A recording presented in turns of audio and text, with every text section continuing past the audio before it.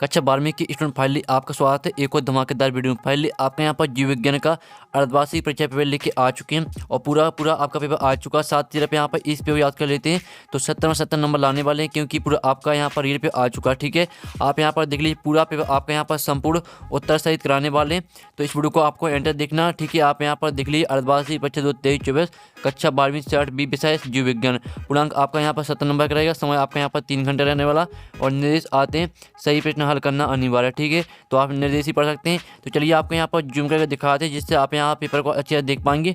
साथ ही वीडियो को लाइक कर लीजिए और चैनल को सब्सक्राइब कर लीजिए, क्योंकि हम बड़ी मेहनत से आपके लिए यहाँ पेपर लाएँ तो और साथ ही पेपर लाने बहुत ज़्यादा मेहनत लगी, तो वीडियो को लाइक करके चैनल को सब्सक्राइब कर लीजिए। तो पहला आता है जब एक ही पदार्थ में नर तथा मादा दोनों संरचनाएं पाई जाती हैं तो वे कहलाते हैं एक लिंगी, द्विलिंगी, विषमलिंगी, उपयुक्त सभी। तो जो आपके यहाँ पर दिया है, जब एक ही पदार्थ में नर तथा मादा दोनों संरचनाएं पाई जाती हैं तो वे कहलाते हैं, तो इसका आंसर आपका यहाँ पर रहेगा। ठीक है, इसका आंसर आपका द हो जाएगा उपयुक्त सभी। ठीक है, आपका यहाँ पर द करेक्ट आंसर रहेगा उपयुक्त सभी। दूसरा आता है निम्नलिखित में से पुंकेसर का भाग है अंडाशय, वर्तिका, यूजी, वर्तिकाग्र। तो यहाँ पर निम्नलिखित में से पुंकेसर का भाग है, तो इसका आंसर आपका सा रहेगा यूजी। तो आपको यहाँ पर अच्छे से देखना और सुनना, जिससे पूरे ऑब्जेक्ट हैं वो आपको यहीं पर याद कर लेने हैं।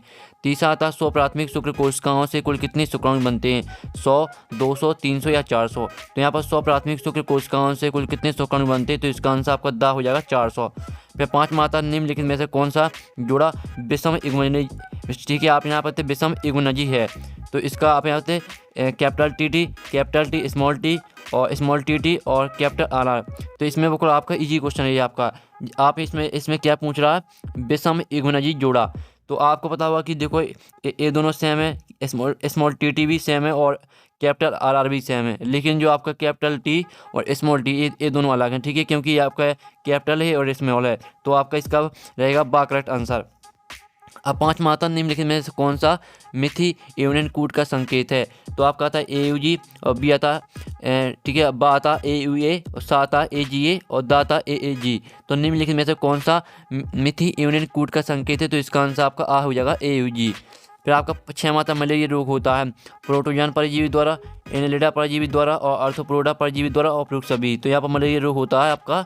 ठीक है, इसका आंसर आपका रहेगा आ प्रोटोजन परजीवी द्वारा। ठीक है, 6वें का आपका करेक्ट आंसर रहेगा। अब आते हैं आपके देखते हैं पूर्ति कर लिखी 6 नंबर के आते हैं, तो हमने आपकी सही विकल्प वो करा दिए, आपको पूरा पेपर रट लेना, यही पेपर आपका आएगा।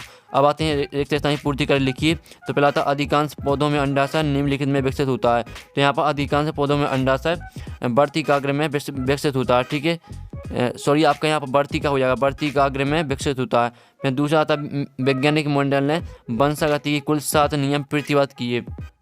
तो आपका यहाँ पर दूसरे का आंसर रहेगा 7। ठीक है, आप यहाँ पर देख लीजिए दूसरी का आंसर 7 और आपके यहाँ पहले का आंसर रहेगा आपका वर्तिका। ठीक है, वर्तिकाग्र हो जाएगा, वर्तिकाग्र है आपका पहले का आंसर और दूसरी का आंसर आपका 7 है। और तीसरा आता है दूध से दही का निर्माण लैक्टोबैसिलस सूक्ष्म जीव की सहायता से होता है। तो आपके यहाँ पर तीसरी का आंसर रहेगा लैक्टोबैसिलस। फिर आपके यहाँ पर चौथा आता GMO का पूरा नाम डॉट है। तो यहाँ पर GMO का पूरा नाम रहेगा आपका यहाँ पर देख लीजिए जेनेटिकली मॉडिफाइड। ठीक है, आप यहाँ पर देखते ऑर्गेनिज्म, ये आपका रहेगा यहाँ पर GMO का पूरा नाम। ठीक है, यहाँ पर देख लीजिए।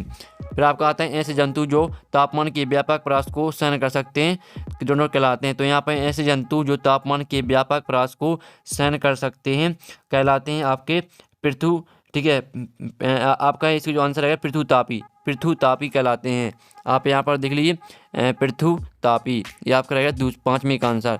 फिर 6वां आता मानव जनसंख्या का अध्ययन जनसांख्यिकी कहलाता है। तो आपका यहाँ पर 6वें का आंसर रहेगा जनसांख्यिकी। तो ये रहा आपके यहाँ पर देखते हैं सोल्यूशन। पहले का आंसर वर्तिकाग्र, दूसरे का आंसर 7, तीसरे का आंसर लैक्टोबैसिलस, चौथी का आंसर देख लीजिए 5वें का आंसर पृथुतापी और 6वें का आंसर जनसांख्यिकी। तो ये आपका देखते हैं सॉल्यूशन स्क्रीनशॉट आप ले सकते हैं, जिससे आपको याद करने में आसानी जाएगी, तो स्क्रीनशॉट ले लीजिए।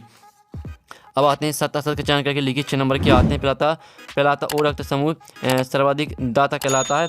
तो पहला आपका 70 रहेगा। ठीक है, जो आपका ओ रक्त समूह है वो आपका यहाँ पर सर्वाधिक दाता ही कहलाता है, तो पहला आपका 70 रहेगा। फिर आपका यहाँ पर दूसरा आता है जीन वंशागति अनुवांशिक इकाई है, तो ये भी आपका 70 रहेगा। और फिर आपका तीसरा आता है एंटीबॉडीज लिपिड है, तो ये आपका 70 हो जाएगा। ठीक है, तीसरा असत्य रहेगा। चौथा आता संदेश भाग RNA का निर्माण गोल्गी इकाई में होता है, तो चौथा भी आपका असत्य रहेगा। पाँचवा आता नर एवं मादा त्रिवी गुणित युग्मक, ठीक है, युग्मक होते हैं, तो पाँचवा आपका रहेगा सत्य। और छठवां था टीबी के टी का नाम डीपीटी है, ठीक है, तो ये आपका असत्य, जो आपका यहाँ पर छठवां वो आपका असत्य रहेगा। तो इस तरह से आपके यहाँ पर हो जाते हैं सत्य असत्य कंप्लीट। पहला ठीक है, आप यहाँ पर देख लीजिए आपका सत्य असत्य का सॉल्यूशन है। पहला सत्य, दूसरा सत्य और तीसरा असत्य, चौथा भी आपका असत्य रहेगा, पाँचवा सत्य रहेगा, ठीक है, पाँचवा आपका सत्य है और छठवां सत्य। तो जल्दी से स्क्रीनशॉट ले लीजिए, आपका सत्य असत्य का सॉल्यूशन है। फिर आती है सही जोड़ी बनाकर लिखी, 5 नंबर की आती है, इस्लाम में दी सही जोड़ी पहले आती है एक में, ठीक है, एक मोत विधि पीढ़ी, तो इसको आपको ब्रावी फाइटर से मैच कर देना। दूसरी आती पॉलीगोनम, तो इसको आपको 7 कोशिकी 8 केंद्रीय से मैच करना। और तीसरी आती पर परागण, तो इसको आपको हाइड्रिला, ठीक है, हाइड्रिला से मैच कर देना। चौथी आती कीट परागित पुष्प, तो इसको आपका बड़ा चमकदार एवं रंगीन से मैच कर देना। और पाँचवीं आती है आवृतबीजी भ्रूणपोष, तो इसको आपको त्रिगुण से मैच करना, ठीक है। ये आपके यहाँ पर हो जाती है 5 नंबर की सही जोड़ी कंप्लीट। अब आते हैं आपके 5 नंबर की 1/72। तो पहला आता है एक प्रारूपी आवृतबीजीय भ्रूणकोष कितने केंद्रीय व कितने कोशिकीय होता है। तो पहले का आंसर आएगा आपके यहाँ पर 7 केंद्रीय और 8 कोशिकीय, ठीक है, 7 केंद्रीय और 8 कोशिकीय होता है। फिर आपके यहाँ पर आता है डाउन सिंड्रोम में किस नंबर की गुणसूत्र पर त्रिसूत्रता प्रदर्शित होती है।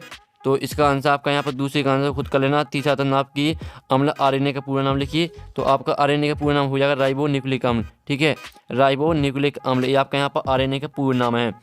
फिर आपका यहाँ पर आता है जैव उर्वरक के रूप में प्रयोग की जाने वाले एक साइनोबैक्टीरिया का नाम लिखिए, तो इसका आंसर आएगा आपका नीले हरित शैवाल, ठीक है, चौथे का आंसर आपका नीले हरित शैवाल हो जाएगा।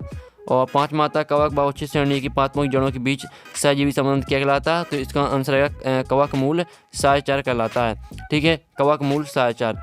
तो ये आपके यहाँ पर 1/72 का सॉल्यूशन है, ठीक है, आप यहाँ पर देख लीजिए, स्क्रीनशॉट ले लीजिए, ये रहा आपके 1/72 का सॉल्यूशन।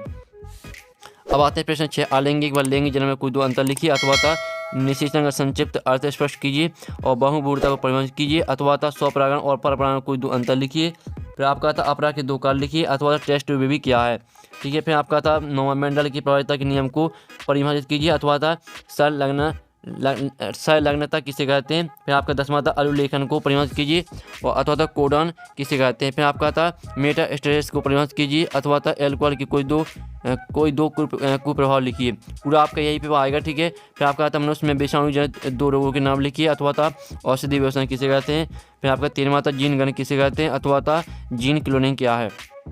चंद्रमा था शुक्राणुजन एवं अंडाणुजन में कोई 3 अंतर लिखिए, अथवा था ठीक है GIFT MTP IOD शब्द विस्तार लिखिए, ठीक है, यानी आपको पूरा नाम लिखना है। फिर आपका था 15वां मनुष्य में हीमोफीलिया रोग का कारण व्यवहार लिखिए, अथवा था DNA अंगुलीचापन क्या इसकी उपयोगिता लिखिए। फिर आपका 16वां था एंटरप्रेन्योर को परिभाषित करते हुए इसके 2 काल लिखिए, अथवा था पृथ्वी की कोई 3 लक्षण लिखिए। 17वां था जन्म दर मृत्यु दर व लिंग अनुपात को परिभाषित कीजिए, अथवा था समस्यापन को उदाहरण सहित परिभाषित कीजिए। 18वां था DNA के वाटसन क्रिक मॉडल का संक्षिप्त वर्णन कीजिए, अथवा था DNA और RNA में कोई 4 अंतर लिखिए। 19वां था PCI का पूरा नाम लिखते हुए इस प्रक्रिया के विभिन्न चरणों के बारे में लिखिए, अथवा था प्लाज्मिक DNA व गुणसूत्र DNA में कोई 5 अंतर लिखिए, ठीक है। फिर आपका 20वां था मनुष्य में लिंग निर्धारण किस प्रकार होता है रेखा चित्र द्वारा समझाइए, अथवा था एंटरप्रेन्योर क्या इसके विशेष लक्षण लिखिए। और फिर आपके यहाँ पर इस तरह से पूरा पेपर आपका कंप्लीट हो जाता है, ठीक है। हमने पूरा पेपर करा दिया, साथ ही जो इसका सॉल्यूशन है सॉल्यूशन आएगा आपका नेक्स्ट वीडियो को लाइक कर लीजिए, चैनल को सब्सक्राइब कर लीजिए। तो यहाँ पर नेक्स्ट वीडियो में मिलते हैं, टेक इन, बाय बाय।